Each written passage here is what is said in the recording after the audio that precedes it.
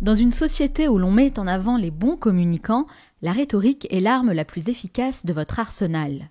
On reconnaît ceux qui se présentent au-dessus de la mêlée à leur façon d'exprimer leurs idées. Le monde est une immense cour où se tient toutes sortes de conversations. Seuls les plus originaux et les plus audacieux pourront faire entendre leur voix.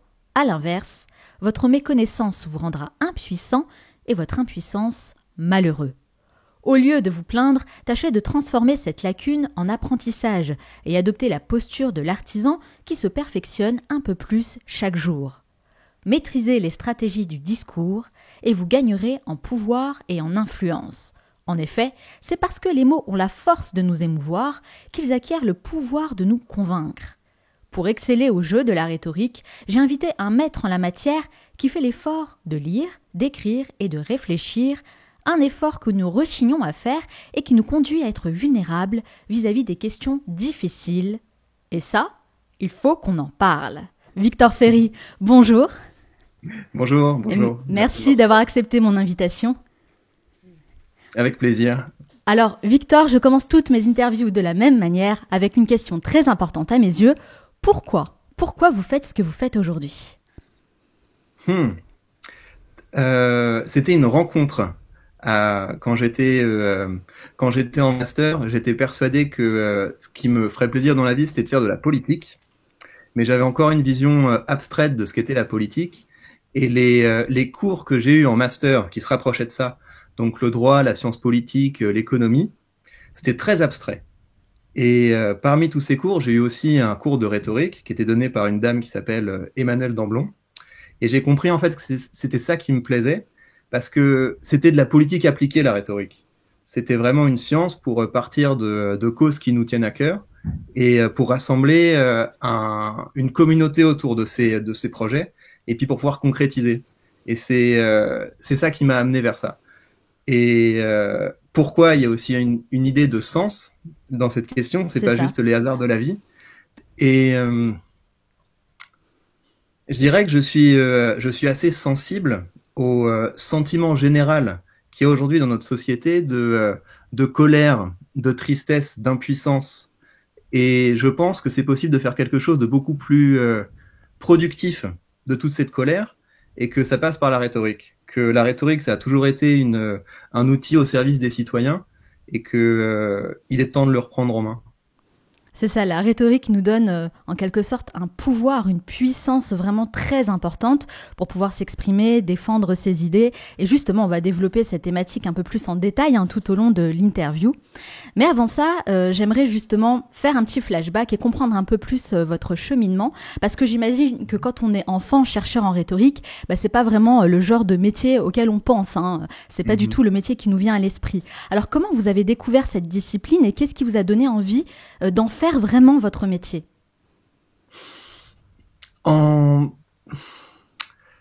J'ai mis longtemps en fait avant de comprendre que ça pouvait être un métier. Oui. Au début, je l'ai pris vraiment comme un sujet de recherche parce que je trouvais ça passionnant le contexte dans lequel la rhétorique a émergé. Donc c'est une discipline qui a plus de 2500 ans. Mm-hmm. Et ce qui est intéressant, c'est qu'elle est née en même temps que la démocratie. On a eu une espèce de moment qu'on appelle le miracle grec, faute de mieux, mais où en même temps, la science s'est révolutionnée, l'art a été révolutionné, l'architecture a été révolutionnée, et les institutions ont été révolutionnées.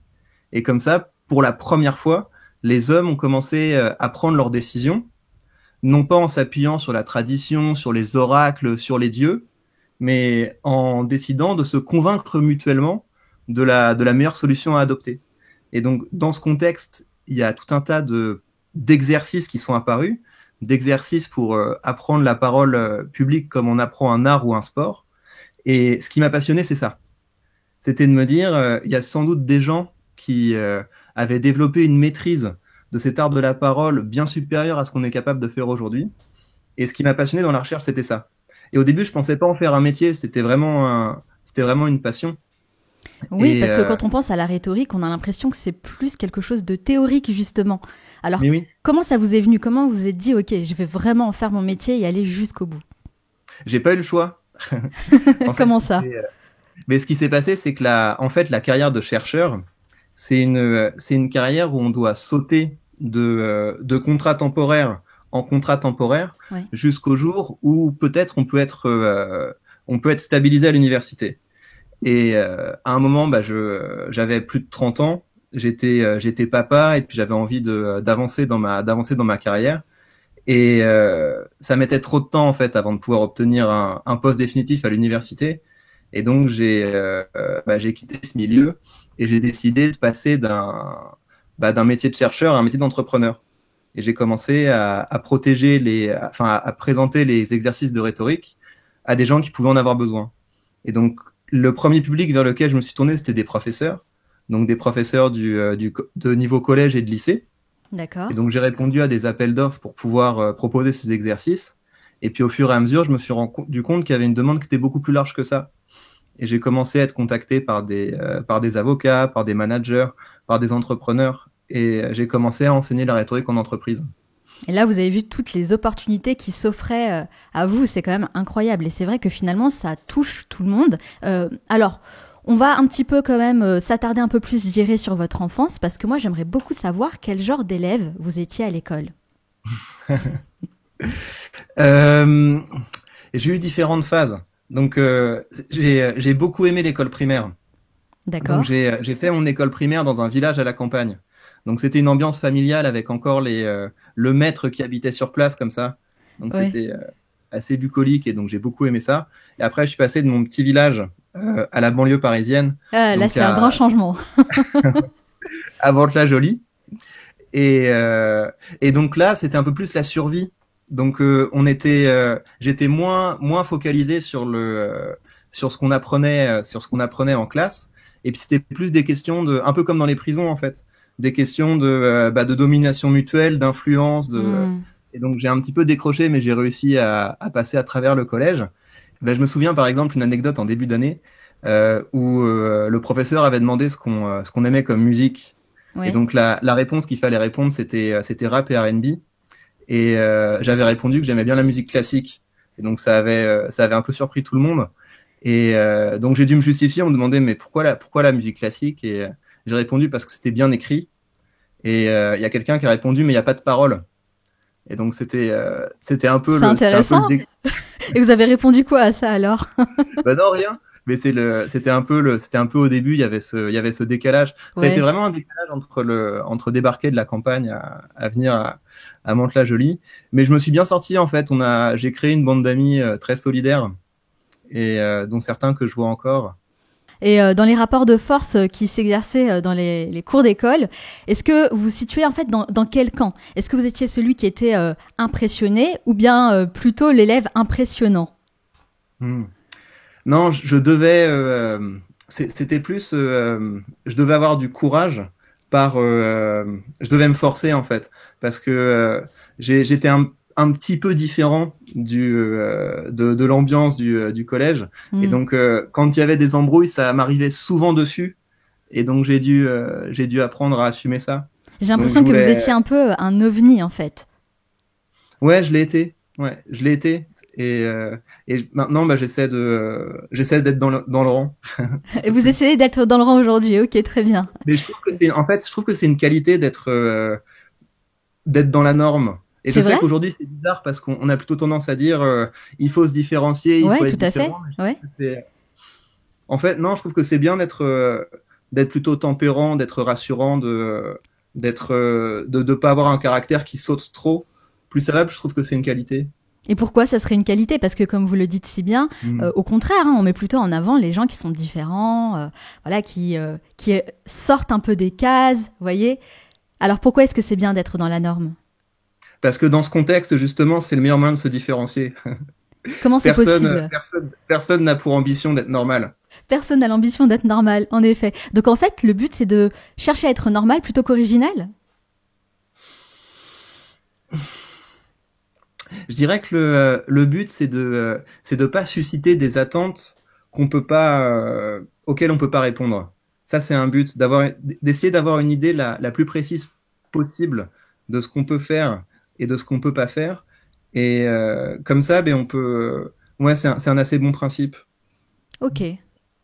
Est-ce que vous gardez un bon souvenir de cette période au collège et à Il y a l'école des d'une choses manière que j'aime. générale? Ouais, j'ai des bons souvenirs de professeurs. J'aimais bien les cours d'histoire, de français et aussi de maths. Je trouvais qu'à l'époque, les maths, c'était tout à fait jouable. Après, au lycée, j'ai tenté une incursion en première S et j'ai trouvé que les maths, c'était, j'ai décroché vraiment. Ouais, c'est Mais ce que ouais, je j'ai fait trouvais ça aussi. J'étais en seconde scientifique et je me suis rendu compte que c'était pas du tout le même niveau, hein. ils vont beaucoup trop loin. Et Ouais. puis, il y en a, c'est des extraterrestres et on comprend pas comment ils font pour comprendre tout ça. Et ouais, donc faut pas s'acharner. Et on est vite perdu, en effet. Alors, pour être sûr vraiment que tout le monde comprenne de quoi on parle, hein, si vous deviez expliquer ce qu'est la rhétorique, quelle serait votre définition et pourquoi il est important, selon vous, de maîtriser cette discipline? Hmm.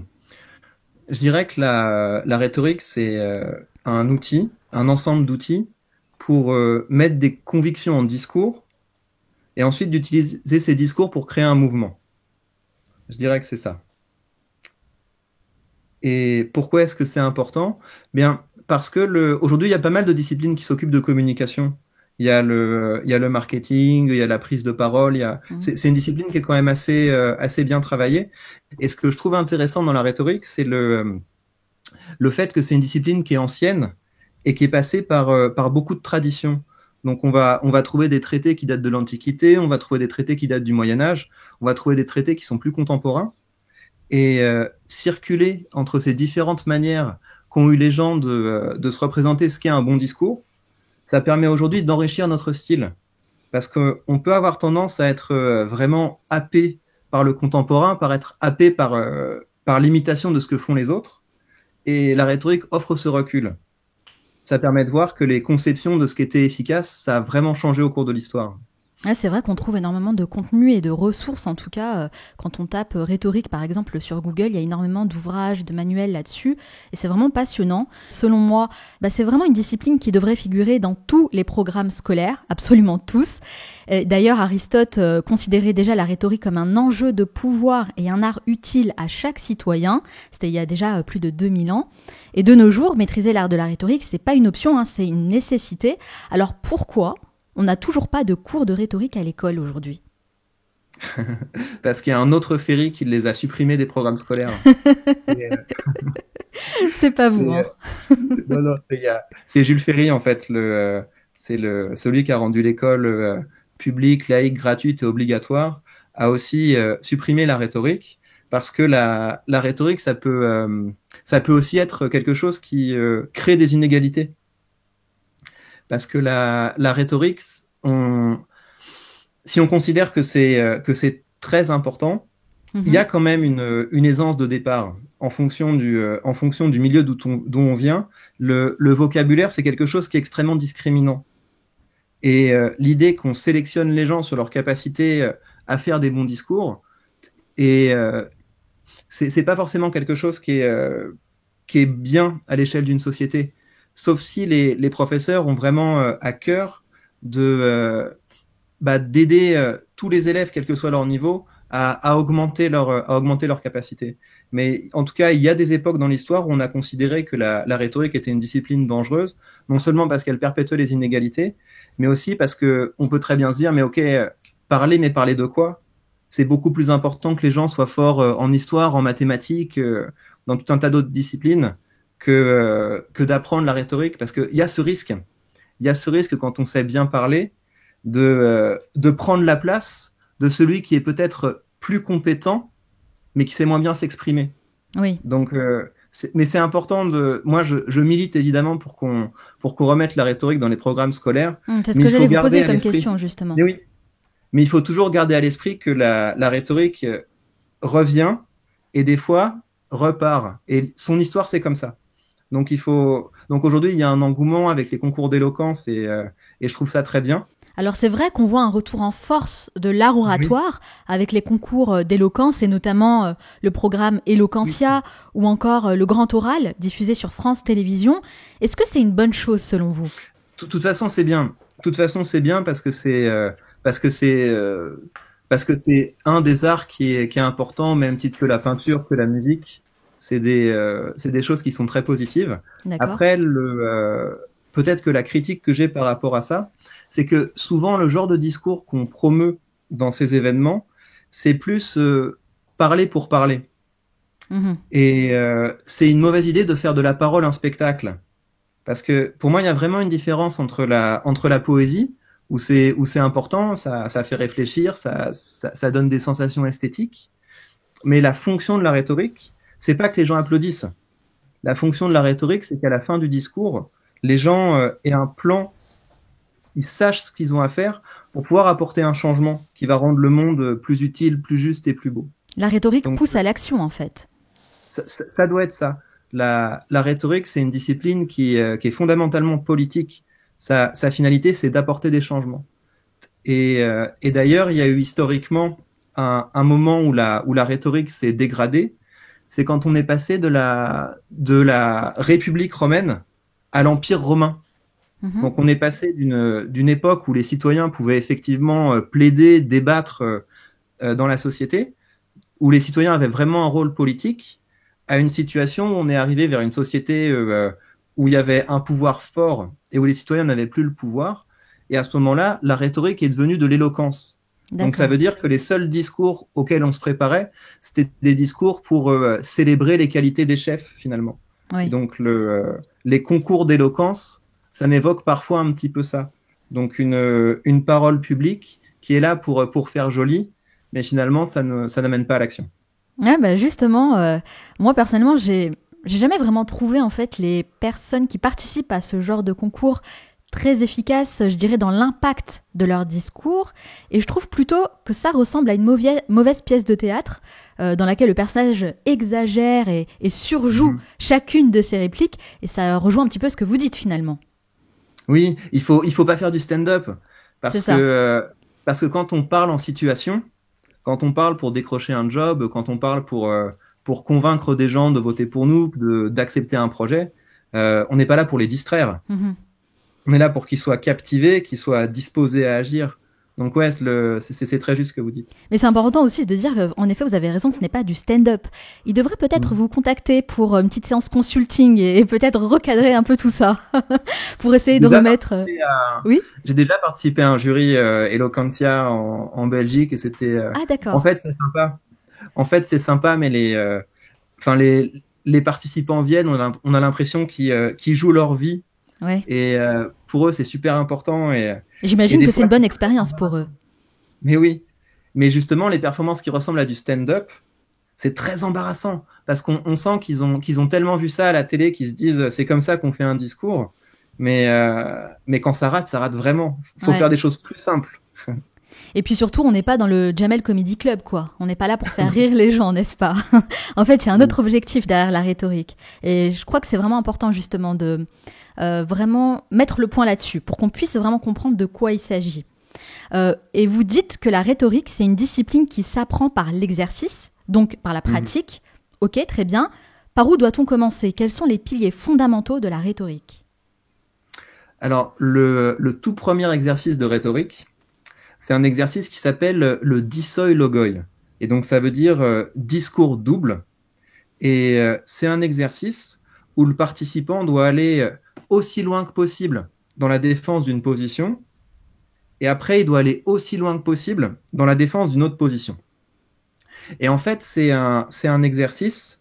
Il faut se représenter vraiment cette époque où on pouvait être attaqué en justice par un voisin et il fallait qu'on se défende nous-mêmes. On n'allait pas appeler un avocat.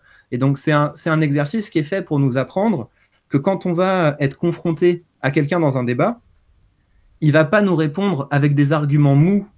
Il va pas nous répondre avec des petits arguments. Il va y aller de toutes ses forces. Et donc, c'est pour ça qu'une bonne préparation, c'est de se forcer à faire ça.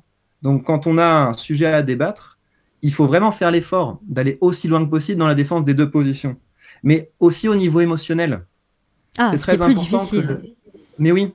Il faut, mais sur tous les sujets, par exemple, je sais pas si on prend l'adultère, quelqu'un qui se représenterait l'adultère comme le comble du bonheur, comme le comble du plaisir, il y a des émotions. Et à côté de ça, celui qui le voit comme le comble de la trahison, il a aussi des émotions. Il va être énervé contre les gens qui trompent leur femme ou leur mari. Et donc, il faut arriver à se connecter à ces émotions-là, parce que quand on va être vraiment dans un débat, ça va pas se passer juste ici. Dans la L'autre, il tête. aura un caractère, il aura des affects, et il aura un discours. Donc, le premier exercice de rhétorique, c'est ça. D'accord. Et... Ça me rappelle un petit peu ce Oui. qu'on avait en cours de philo, parce que moi j'ai fait un bac littéraire, donc j'avais beaucoup de cours de philo. Et en fait, ce qu'on nous demandait, c'était un peu ça dans les dissertations. C'est de oui, non, et puis une conclusion, pour ne pas prendre Voilà. parti et justement se mettre à la place des deux parties. C'est un peu ça. Alors, ouais. Alors, il y a une différence, c'est que souvent, l'objectif de la dissertation, c'est d'aller vers de la nuance. Oui. Donc, c'est oui, non, oui, mais ou non, mais, Oui. etc. Alors que là, l'idée, c'est vraiment d'aller aussi loin que possible. Il faut D'accord. perdre cet objectif de faire une synthèse, parce que dans la vraie vie, souvent, il n'y a pas de synthèse. Il y a des polémiques qui peuvent durer sur des générations, parce que les gens considèrent vraiment que ceux qui sont en face d'eux sont soit bêtes, soit fous, soit qu'ils n'ont rien compris à la vie. Mais donc, il n'y a pas de synthèse possible. Et donc, le premier exercice de rhétorique nous prépare à cette réalité-là. C'est qu'on ne va pas pouvoir arriver et synthétiser les positions. On va être face à quelqu'un qui va être radicalement opposé à nous. Donc, il y a une différence quand même, je dirais. D'accord. Donc pour quelqu'un qui aimerait justement s'améliorer un peu plus en rhétorique, la première étape pour lui, ça serait vraiment d'apprendre à faire cet exercice, d'argumenter pour les deux parties, oui, non, contre, pour, et essayer justement d'aller jusqu'au bout. Bon, ça demande quand même énormément de compétences, de capacités, parce que comme vous l'avez dit, c'est non seulement des arguments qu'on peut donner pour des choses vraiment très concrètes et pragmatique, mais également se mettre à la place de l'autre pour ressentir ses propres émotions. Comment est-ce qu'on peut faire ce genre d'exercice? Qu'est-ce que vous nous préconisez de faire dans la vie de tous les jours? Quand vous avez des convictions sur un sujet, faites l'effort d'aller voir les trolls de l'autre camp. Et regardez comment ils s'expriment, quel est leur style. Et souvent, on va voir sur les forums, on a accès à ça. Oui, et donc, il y en a beaucoup des trolls en plus. Mais oui. Et donc, on trouve tous les affects, la manière dont ils s'expriment. Et c'est pas quelque chose qui est joli, mais ça nous renseigne de ce qu'il va y avoir au fond dans la position la plus radicalement opposée à la nôtre. D'accord. Mais donc ça, c'est un exercice qui est un petit peu rude, mais il y en a des plus rigolos. Par exemple? Mais il y a un exercice que j'aime vraiment qui s'appelle l'éloge paradoxal. Et donc, l'éloge paradoxal, c'est un exercice où on doit faire l'éloge, on doit rendre beau, désirable, sympathique, quelque chose qui est habituellement considéré, quelque chose qui est habituellement très dévalorisé. D'accord. Donc, on va faire l'éloge de la limace, du moustique, de la pluie. Et l'idée, c'est que ça suppose de renouer avec de la créativité, parce qu'il faut faire cet effort de changer le regard des gens sur quelque chose qui d'habitude, donc comme on va faire, donc par exemple le moustique, on va dire que souvent quand il nous pique, on le sent pas parce qu'il est bien intentionné, il essaie de pas nous faire mal. Ou alors on va attirer l'attention sur le fait que les moustiques qui chassent, en fait, c'est des mamans qui viennent chercher de la nourriture pour leurs petits. Et donc on trouve comme ça des stratégies qui permettent de revaloriser aux yeux du public quelque chose qui était dévalorisé. Et puis en plus, c'est un éloge. Donc ça veut dire qu'on doit aussi renouer avec des choses qu'on n'a peut-être pas fait depuis l'école primaire, oui, depuis que la maîtresse nous demandait de faire une lettre pour la fête des mères à notre maman. Il faut renouer avec ce style. Donc quelque chose avec des rimes, quelque chose, on peut lui parler, oh toi moustique, etc. Donc renouer avec un style qu'on a recroquevillé, parce que plus on avance dans la vie et plus on développe un rapport utilitaire à l'écriture, bien cordialement, etc., ça se recroqueville beaucoup. Ouais, c'est vrai. Et donc, cet exercice permet de redéployer tout ça. Est-ce que vous pensez que le fait d'avoir relégué l'étude de la rhétorique au fond des placards, ce n'est pas quelque chose de voulu, justement? Parce qu'on se rend vite compte que lorsqu'on maîtrise cet art, il peut devenir une véritable arme qui peut être utilisée contre les personnes qui nous gouvernent, par exemple. Parce qu'on a vraiment un pouvoir entre les mains lorsqu'on est bon en rhétorique. Est-ce que vous pensez qu'il y a une volonté de réserver cette discipline à une élite et que le bas peuple reste dans une certaine forme d'ignorance? Alors, je pense que ce qu'il y a derrière ça, c'est plus que quand on est citoyen aujourd'hui d'un pays comme la France ou d'une démocratie moderne, on se dit que finalement notre parole a assez peu de poids. Et donc, c'est même pas que la rhétorique est cachée, c'est qu'on se dit oui, mais pourquoi faire? Je pense que la rhétorique va rester une discipline mineure tant qu'on considérera que la politique professionnelle est le seul débouché à la parole publique. Et c'est ça l'axe que j'ai sur ma chaîne YouTube, c'est de dire aux gens qui me suivent, mais le pouvoir est là. En fait, vous pouvez prendre votre part de pouvoir. Vous n'avez pas besoin d'attendre qu'un représentant émerge et gagne les élections pour pouvoir faire avancer les causes qui vous tiennent à cœur. Vous pouvez rassembler maintenant des bonnes volontés. Et donc, c'est ce message qui, je pense, va être le déclencheur pour que les gens comprennent. Mais oui, en fait, la rhétorique peut me donner du pouvoir, et pas forcément pour devenir député ou président. Pas seulement à des fins politiques. C'est ça, ou plutôt de la politique citoyenne, concrète. Oui. Sur le terrain. Tout ça, oui. Et pas seulement dans les interviews à la télé. Oui, mais vous disiez justement que Jules Ferry l'a retiré de l'enseignement. Est-ce que vous pensez que c'était fait justement de manière délibérée ? On préfère avoir des bons petits ouvriers qui ne rechignent pas à la tâche que d'avoir justement des grands orateurs qui sont capables d'exciter les foules. Il faudrait que je regarde, il faudrait que je revérifie, mais je crois vraiment que sa motivation première, c'était de se focaliser sur des disciplines plus fondamentales. Donc, c'est toujours cette idée-là, c'est que il faut mieux des gens qui apprennent à penser que des gens qui apprennent à parler. Parce que des gens qui savent bien parler, mais qui n'ont pas de bonnes connaissances, c'est aussi dangereux. Oui. Je pense que les intentions n'étaient pas néfastes. Mais il faudrait que je regarde parce qu'il y a dû y avoir des débats intéressants à l'époque et ce serait intéressant de se mettre dedans. Ouais. Ok. Alors, la politique est l'un de vos terrains de jeu favoris puisque vous analysez des discours et des interviews d'hommes et de femmes politiques. D'ailleurs, vous le faites toujours de manière très intéressante et très, très instructive. Et j'aimerais faire le focus sur un homme en particulier, Donald Trump.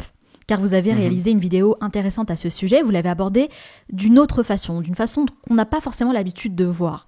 Moi, ce qui m'intéresse, c'est de savoir si vous, Victor, à titre personnel, qu'est-ce que vous pensez de ce personnage ? C'est une catastrophe. Vous pensez que c'est une catastrophe ? C'est une catastrophe, parce que il faut se rendre compte un peu de... Il y avait une étude comme ça qui avait comparé le niveau intellectuel dont on a besoin pour comprendre un discours de Trump versus pour comprendre un discours de Clinton. Okay. Et ça avait montré que les discours de Trump étaient compréhensibles pour des gens qui étaient à l'école primaire, alors que pour Clinton, il fallait déjà un niveau collège. Et donc, je trouve que c'est un très bon exemple d'une tendance qui est assez néfaste à notre époque, à savoir l'outrance et la vulgarité. Et pourtant, malgré tout, on peut apprendre beaucoup de choses de ce personnage. Que peut-on apprendre justement de Donald Trump dans l'art de la négociation ? C'est que ceux qui n'ont pas honte ont un avantage sur les autres. C'est que pour quelqu'un habituel, en fait, on sent quand on est en train d'aller trop loin. On sent quand on est en train de mettre les autres mal à l'aise. Et le malaise des autres nous empêche d'aller encore plus loin. Et si on est capable d'éteindre ça, si on est capable de marcher sur les autres, de les pousser sans en ressentir de remords, on devient un négociateur beaucoup plus efficace. En tout cas, dans certains contextes.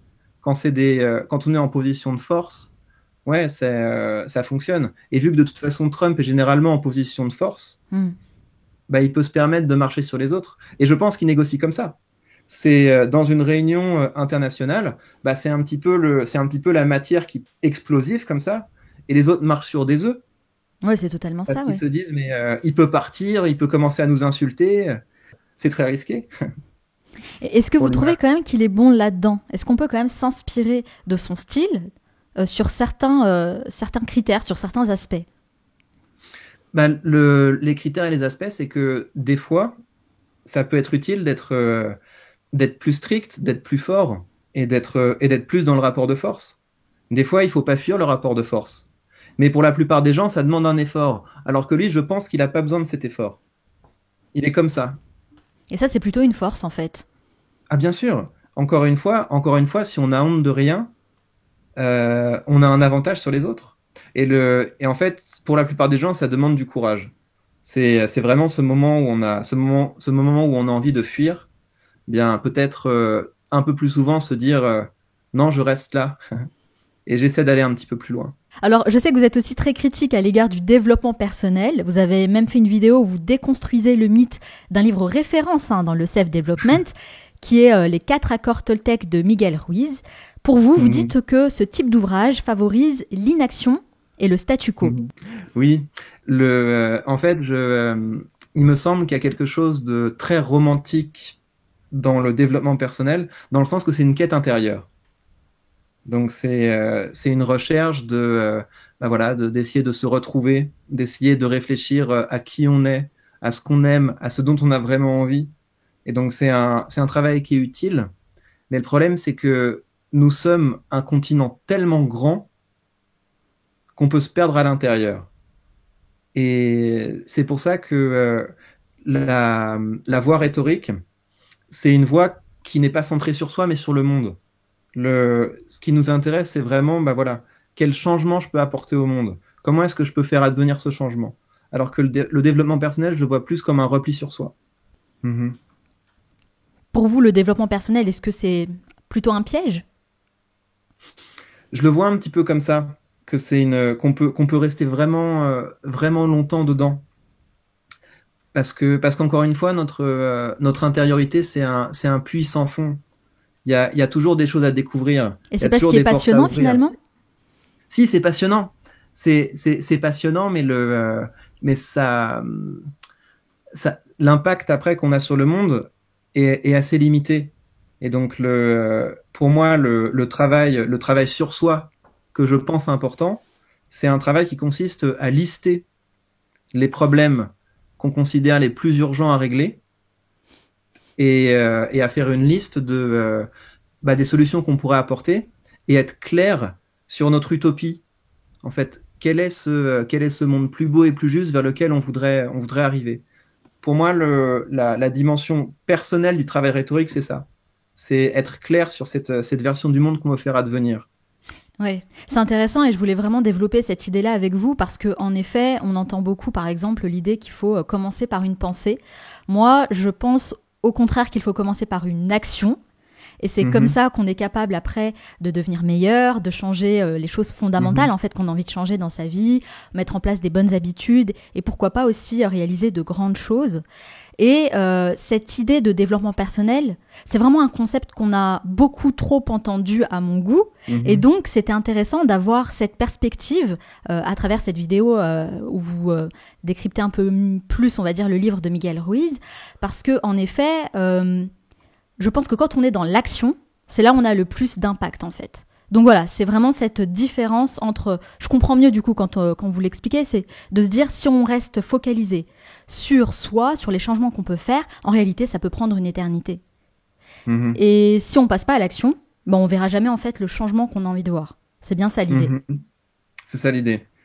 Et faire aussi attention parce que c'est important, je pense, d'avoir certains principes qui guident l'action, parce qu'on est vraiment de très bons avocats pour justifier tous nos actes.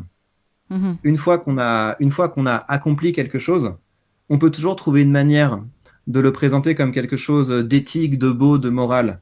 Et en fait, je pense qu'on peut vraiment progresser en ayant un effort de réflexion éthique avant d'agir.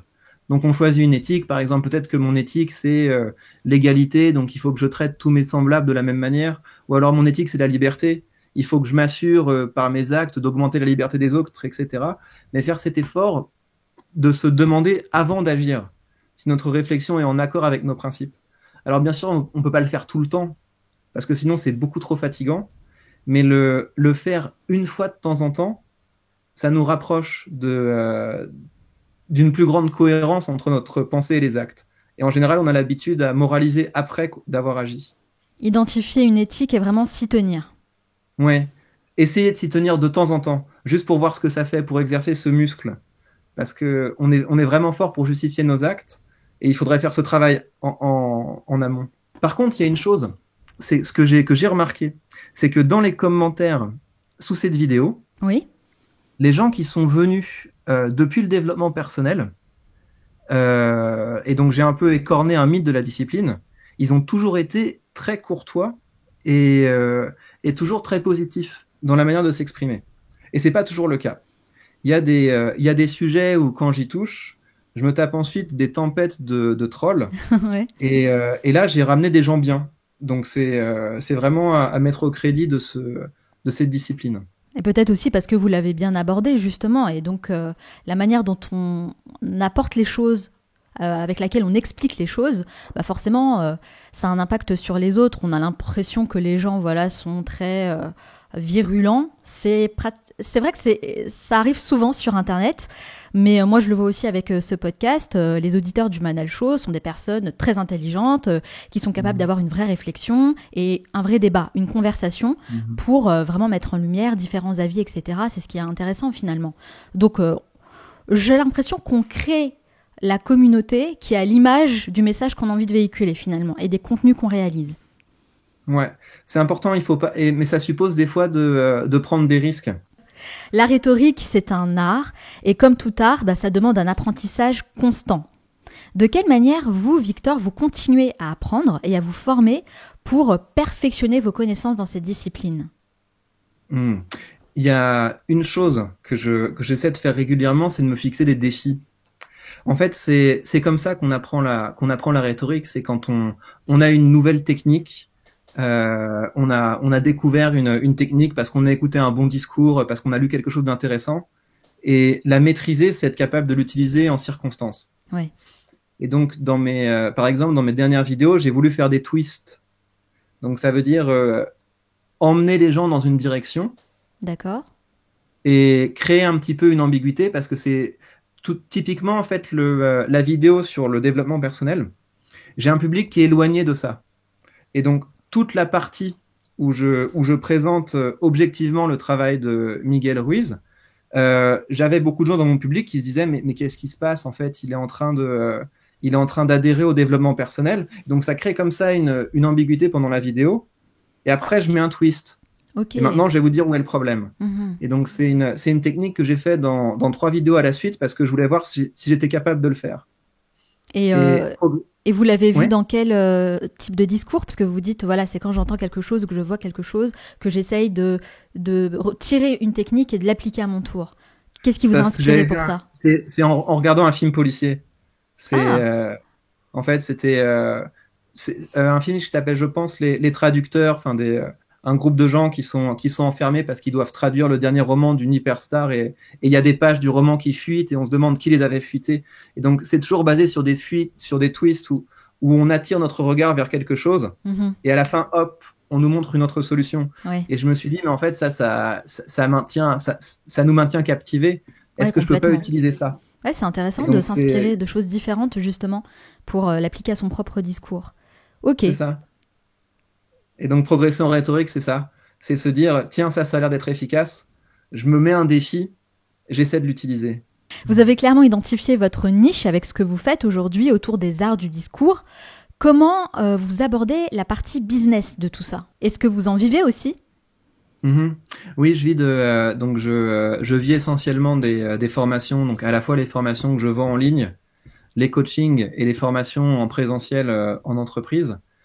Et pour vendre des formations en ligne, je me suis formé à la vente, donc au copywriting. D'accord. Et je trouve ça passionnant. C'est très proche de certaines choses que j'avais vues en rhétorique, mais à la fois c'est ancré sur de la psychologie qui est beaucoup plus actuelle et plus expérimentale. Donc c'est un domaine que je trouve passionnant. Avec qui vous êtes formé en copywriting ? Est-ce que c'est juste en lisant des livres ou est-ce que vous avez acheté des formations ? Peut-être que vous êtes fait accompagner même par un mentor ?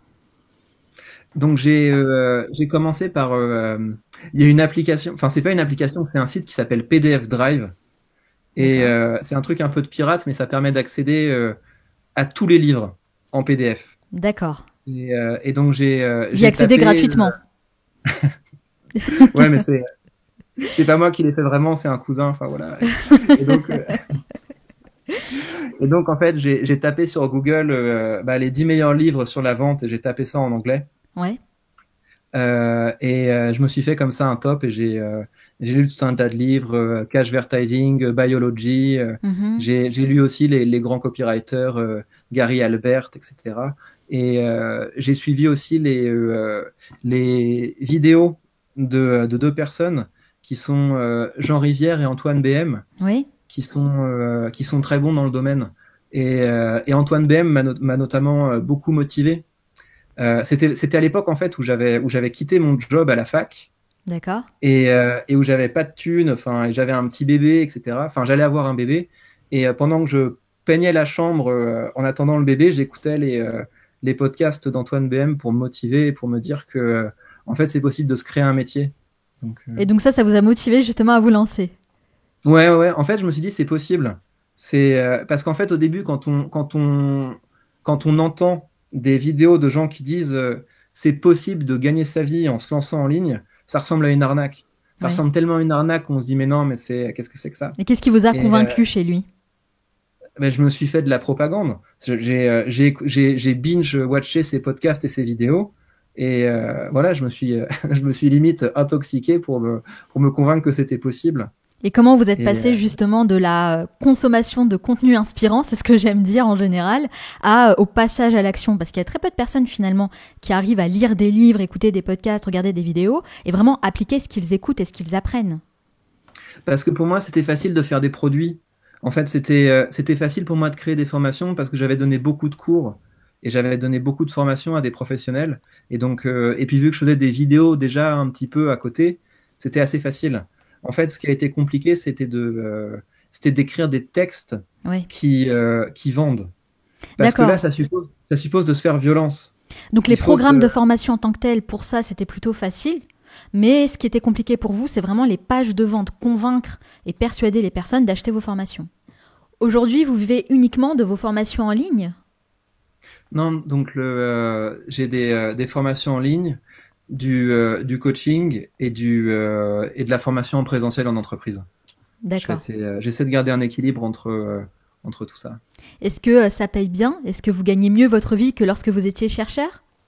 Bon, non, en fait, dès qu'on commence à parler d'argent, on se fait des ennemis. Vraiment, hein, c'est une bêtise. Ah non, pas ici, pas dans le Manal Show. Nous, vraiment, on en parle de manière totalement décontractée. Au contraire, c'est pour inspirer les personnes et montrer, comme vous l'aviez dit tout à l'heure, que c'est possible, en fait, de définir une expertise, d'être bon dans certains domaines, et puis vraiment de passer à l'action, de se former, même en étant seul, en fait, en lisant des livres, en écoutant des podcasts, en regardant des vidéos, et vraiment en appliquant ce qu'on apprend pour réaliser des grands projets, des projets qui sont impactants, des projets qui vraiment apportent énormément de positif, en fait, dans la vie des gens. Là, vous voyez, vous touchez plus de 100 000 personnes sur votre chaîne YouTube, c'est quand même extraordinaire. Donc vraiment, c'est que c'est possible, en fait, de le faire, même quand on vient d'un cursus comme le vôtre, voilà, en étant chercheur à l'université, etc. Vous voyez? Mais je dirais que ce qui est très motivant pour tout le monde, c'est cette idée que c'est possible de décorréler l'argent et le temps. C'est-à-dire? Ça, pour moi, c'est le plus important. C'est que, en fait, quand vous avez créé une formation, quand vous avez fait une vidéo, etc., au début, ça vous prend du temps. Ça Ouais. vous prend peut-être 2 jours, etc. Mais plus la communauté grandit, plus le temps que vous avez investi euh, porte ses fruits. Et donc, il y a un moment où pour un acte qui vous prenait du temps et qui vous rapportait peu au début, bah, vous allez changer ça en un acte que vous faites de plus en plus rapidement et qui va vous rapporter beaucoup parce que la communauté a grandi. Et donc, c'est ça, en fait, qui me stimule aujourd'hui, c'est d'avoir un temps consacré au travail que je réduis, qui me permet de vivre confortablement et à côté de ça, d'avoir plus de temps. Parce que c'est chouette d'avoir une petite fille, parce que c'est chouette de passer du temps avec sa famille, de lire et de rien faire. En fait, c'est là qu'on a les meilleures idées. C'est quand on a quelques jours voilà, pour arrêter de. Souvent, quand je prépare mes vidéos, je dois lire pour la vidéo suivante. Et quand on fait ça, on n'apprend rien. Et il y a d'autres moments où il faut vraiment prendre le temps de lire les choses, les laisser se sédimenter. Oui. Et après, on va pouvoir les utiliser plus tard, mais quand on a un rapport utilitaire à ce qu'on apprend, souvent on passe à côté de beaucoup de choses. Ce qui revient souvent aussi dans votre discours, c'est l'importance d'écrire. Et d'ailleurs, vous invitez chacun de nous à prendre le temps d'écrire son propre manifeste. Alors, d'abord, est-ce que vous pouvez nous expliquer ce qu'est un manifeste et en quoi c'est important de faire ce travail-là? C'est vraiment cette idée de créer un manifeste, c'est de partir d'un problème qu'on trouve, qui nous touche vraiment, de quelque chose où on se dit, mais le monde serait tellement plus beau si on arrivait à régler ça. D'accord. Et lister ces problèmes, être capable de les décrire de façon éloquente et avoir des solutions concrètes à proposer. Donc et en le fait, point de départ, c'est obligatoirement un problème à résoudre. Oui, c'est pas forcément un problème à résoudre, mais c'est une insatisfaction. Ok. Si on regarde par la fenêtre et on se dit ça c'est plus possible, ça me mine le moral. J'ai vraiment envie qu'on améliore ça et faire cet effort de se dire mais voilà, si je faisais un discours, quelle action à la fin de ce discours les gens qui m'écoutent pourraient accomplir pour devenir une partie de la solution. C'est ça la démarche. D'accord. Être capable d'avoir et ça permet de garder le cap parce que en fait si on fait pas ça, on devient le porte-parole des idéologies des autres. Parce qu'en fait, on n'a pas structuré notre propre idée à nous. Voilà. Et on ne sait même pas en fait si le monde va bien. Si on n'a pas fait cet effort de se demander mais où on en est et vers où j'ai envie d'aller. Ce serait quoi un monde meilleur ? On ne sent pas les évolutions du monde. On ne sait pas où ça va. Et c'est une très bonne idée de faire ça. D'accord. Est-ce que vous avez écrit le vôtre ? Oui, j'ai écrit le mien, oui, bien sûr. Et est-ce qu'on peut le lire ou est-ce que vous le gardez pour vous ? En fait, c'est un document que je réécris continuellement. C'est un Google Doc, en fait. D'accord. Et donc, je le réactualise régulièrement. Et dedans, je mets des nouvelles idées, je mets des nouveaux problèmes que j'ai rencontrés et aussi des faits. J'essaie de documenter certains exemples qui me permettent, quand j'ai besoin de convaincre les gens auxquels je parle de certaines choses, de pouvoir documenter ça. Est-ce que vous pouvez justement nous donner quelques pistes pour commencer à écrire le nôtre, notre propre manifeste, une sorte de structure un peu qu'on pourrait suivre pour nous aider à vraiment entamer ce travail ? Ouais, faites juste une liste. Faites une liste de 3 problèmes. Et 3 problèmes, ok. En vous demandant voilà, quels sont les plus importants. Une fois qu'on a ça, il faut être capable de décrire ces problèmes de façon qualitative et quantitative. Donc ça veut dire que quand on est face à un public, on doit être capable aussi bien de faire ressentir au public que ça fait mal. Et donc ça passe plutôt par de la description et de la narration. Mais il faut aussi faire comprendre au public que c'est un problème qui est important. Et ça passe plus par de la donnée. Donc il faut être capable de donner des statistiques, des chiffres, des études qui montrent que le problème n'est pas juste personnel, mais que ça concerne tout le monde. Absolument, ouais, que ça, voilà. Ça c'est un très bon début. Souvent les gens me demandent mais comment est-ce qu'on structure notre pensée ? Et en fait ça passe par l'écriture. Ça passe par l'écriture parce que une fois qu'on a les choses sur le papier, on peut commencer à structurer. Puis on peut aussi façonner. Une fois qu'on a une idée, on peut se demander mais est-ce qu'il n'y a pas différentes manières dont je peux formuler cette idée ? Et c'est comme ça qu'on peut faire intervenir les figures de style. Quand on tape figure de style, on se rend compte qu'il y a des centaines de manières dont on pourrait formuler une même idée. Et être capable d'avoir comme ça des idées bien formulées, ça permet après, quand on prend la parole en public de façon plus impromptue, d'avoir des petits éléments que le public qui nous écoute va pouvoir retenir. Parce que les figures de style, ça rompt avec le langage quotidien. Oui. Et donc, ça donne des choses mémorables. Et chose importante à préciser, c'est qu'un manifeste n'a pas forcément vocation à être partagé avec un public, hein, on est d'accord ? Non, c'est vraiment quelque chose c'est vraiment le travail de fond. Un travail qui est personnel. Tout à fait. C'est un travail de fond, mais qui permet de teinter nos prises de parole de quelque chose de plus profond. De sorte que quand les gens nous écoutent, ils se disent ok, là, il est en train de parler d'un point précis, mais on sent qu'il est capable de dépasser ça, qu'il y a du fond. C'est ça l'objectif. C'est ça qui fait que quand les gens nous écoutent, ils se disent mais oui, il y a un continent derrière. Ouais. Donc c'est pour ça que j'encourage vraiment les gens à le faire, c'est que ça augmente la valeur perçue de notre parole. En tout cas, moi, c'est le défi que je lance à toutes les personnes qui écoutent ce podcast. Vraiment, soyez à l'aise avec ça. Allez-y, écrivez votre propre manifeste parce que je suis certaine qu'on a tous des choses à raconter, une histoire vraiment à partager et à se partager en fait avec soi-même. Donc, allez-y, écrivez votre propre manifeste. En tout cas, je vous remercie beaucoup, Victor Ferry, d'avoir répondu à toutes mes questions.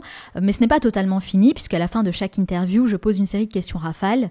L'idée, c'est de répondre le plus spontanément possible, sans trop réfléchir. Ne vous inquiétez pas, il n'y a aucun piège. Ça dure 1 minute 30. Est-ce que vous êtes prêts ? avec plaisir. C'est parti. Quelle est la première chose que vous faites en vous levant le matin ? Ah la honte. Je regarde mes résultats sur les réseaux sociaux. Quel est le dernier livre que vous avez lu ? Ben, c'était le livre de Miguel Ruiz pour préparer une vidéo. Quelle est la mauvaise habitude dont vous aimeriez vous débarrasser ? La colère. J'aimerais me mettre moins en colère. Quel animal vous représente le mieux ? Un mélange entre un chat et un chien. Quelles compétences aimeriez-vous développer ? Ouais, j'aimerais être tout à fait bilingue, trilingue, quadrilingue, les langues, ça me plairait. Si vous deviez travailler uniquement 4 heures par semaine, sur quel aspect de votre activité vous vous concentreriez ? Les vidéos, c'est ce qui me rapporte le plus de plaisir. Je continuerai à faire des vidéos. Quel est l'endroit où vous aimez aller pour vous ressourcer ? La Normandie. J'aime bien être à la campagne, mais pas trop loin de la mer. Si vous aviez 100 € et pas 1 euro de plus, dans quoi les investiriez-vous ? Les actions d'une entreprise qui respecte notre planète. Si vous pouviez ajouter un livre dans tous les programmes scolaires de toutes les écoles du monde, lequel choisiriez-vous ? Ah, c'est une bonne question. L'Idiot. Tiens, L'Idiot, c'est un très bon livre, ça, de Dostoïevski. Quelle est la chose à laquelle vous croyez et que les autres considèrent comme une folie ? Qu'on peut tous prendre notre part de pouvoir. Quelle est votre plus grande peur ? C'est des bonnes questions. À chaque fois, ça me fait réfléchir. Ma plus grande peur, c'est peut-être de pas avoir assez de temps avec les personnes que j'aime. Qu'est-ce que vous regardez en ce moment sur Netflix ? J'ai regardé Baron Noir, je sais pas si c'est Netflix, mais j'ai trouvé ça vraiment très bien et c'est intelligent, il faut regarder ça. Est-ce que vous croyez en Dieu ? Non. Si vous pouviez inviter une personne à déjeuner, n'importe qui, sans limite, qui choisiriez-vous ? Bon, peut-être quand même Obama, il doit avoir des choses à raconter. Quel est votre plus grand regret ? Il y a beaucoup de choses que j'aurais aimé faire plus tôt. Ouais, peut-être me lancer plus tôt sur YouTube. Selon vos proches, quelle est votre plus grande qualité ? La volonté, Et selon vous, quel est votre plus grand défaut ? l'orgueil. Quelle est la dernière chose que vous faites avant de dormir ? Je fais un bisou à ma femme et ma fille. Merci beaucoup d'avoir répondu à toutes mes questions et de vous être prêté au jeu des questions rafales. Ça va, ça s'est bien passé pour vous ? Je suis nul pour l'impro. Ça change beaucoup du rythme de l'entretien. Alors je sais, Victor, que vous lisez beaucoup et je suis moi-même toujours à la recherche de nouveaux livres à découvrir. Donc j'aimerais beaucoup savoir quels sont vos must-read, 3 livres incontournables pour progresser dans le domaine de la rhétorique. Alors, le premier, c'est un roman qui s'appelle Imperium et c'est un livre sur l'ascension de Cicéron. En fait, c'est une trilogie et c'est vraiment très motivant. Cicéron, c'était pas un noble, c'était un bourgeois, et donc il a fait toute son ascension parce qu'il a gagné des procès. Donc c'est épique et c'est très stimulant. Okay. Le deuxième qu'il faudrait lire, je pense, c'est un livre qui doit s'appeler Écriture, Histoire d'un métier ou Mémoire d'un métier, mais en tout cas c'est le livre de Stephen King. Donc Stephen King, c'est quelqu'un qui a publié des best-sellers à la chaîne pendant toute sa vie. Donc ça, c'est un livre où la première partie, c'est une autobiographie. Il raconte comment il s'est battu pour avoir ses premiers romans publiés. Et la deuxième partie, c'est un traité. C'est vachement bien. Et il nous apprend comment faire une bonne description, comment faire une bonne narration et comment avoir un style plus fluide. Donc je recommande vraiment. Ouais, ça a l'air intéressant en tout cas. Et le troisième ? Je recommanderais une anthologie de grands discours. Donc il y en a un que j'aime beaucoup, c'est un recueil qui rassemble tous les discours de ceux qui ont reçu le prix Nobel de littérature. Et donc ça vaut vraiment le coup parce que c'est des gens qui font des discours, mais c'est aussi des gens qui sont des grands littéraires. Donc ça permet d'avoir cette dimension qui est agréable. C'est un discours, mais c'est très bien écrit. Et ça permet aussi de voyager entre les styles et les époques. Je recommande. Merci beaucoup, franchement, c'est de très bonnes recommandations. Je vais aller regarder ça et je vais partager tout ça avec les auditeurs du Manel Show. Merci beaucoup, Victor. Si on veut en savoir davantage sur vous et sur tout ce que vous faites, où peut-on vous retrouver ? Faut taper mon nom sur Google et vous allez tomber sur ma chaîne YouTube. Donc sur YouTube, la chaîne Victor Ferry, votre nom. C'est bien ça, oui. Merci encore, Victor Ferry. Je vous souhaite beaucoup de succès dans tous vos futurs projets. Merci, c'était très agréable et puis bon courage à tout le monde. Au revoir.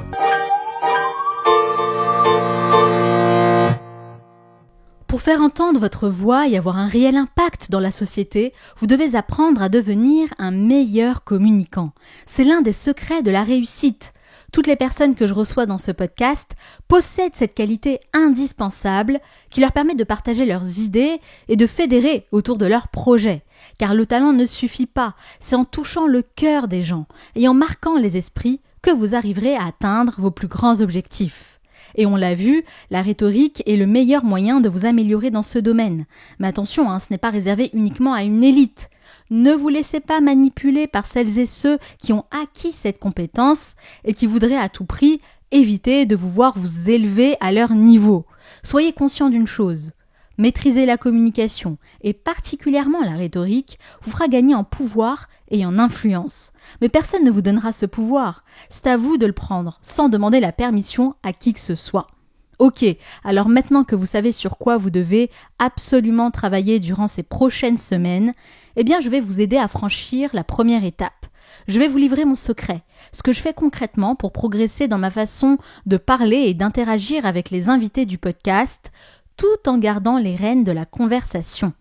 Le meilleur moyen de mettre en pratique ce que vous venez d'écouter, c'est de faire un vrai travail dans votre façon de parler aux gens. Ça fait plusieurs années maintenant que je réalise des interviews chaque semaine et j'ai appris énormément de choses dans la manière de créer une connexion avec l'autre personne pour tirer le meilleur de nos discussions. Et ça, aucune école ni aucune entreprise ne me l'a appris auparavant. Mais en fait, il existe bel et bien des techniques simples, mais ultra puissantes, qui, une fois appliquées, changent totalement votre rapport à l'autre. En appliquant ces techniques, vous devenez vous-même le genre de personne inspirante que vous aimez écouter. Engager des conversations de bien meilleure qualité et apprendre à maîtriser davantage ce qui sort de votre bouche vous ouvrira les portes d'un nouveau monde où vous aurez davantage confiance en vous. Au travail, comme dans votre vie personnelle, vous posséderez une compétence que peu de personnes prennent vraiment le temps de développer et ça, croyez-moi, c'est ce qui fait toute la différence. Et c'est pour vous permettre de développer cette compétence que j'ai choisi de partager avec vous ces techniques dans une masterclass dédiée que j'ai intitulée « L'art subtil de la conversation, maîtriser l'un des soft skills les plus puissants ». Une fois que vous êtes inscrit à cette masterclass, vous accédez à tous les cours, mais également à l'espace privé, où vous pouvez me poser toutes vos questions, auxquelles je répondrai personnellement et avec un grand plaisir. Comme c'est une masterclass en ligne, je me donne la liberté d'ajouter régulièrement de nouveaux modules pour enrichir les contenus au fil de mes entretiens et vous délivrer toujours plus de valeur. C'est donc un investissement sur le long terme, puisque vous vous inscrivez une seule fois et vous bénéficiez des contenus de manière illimitée.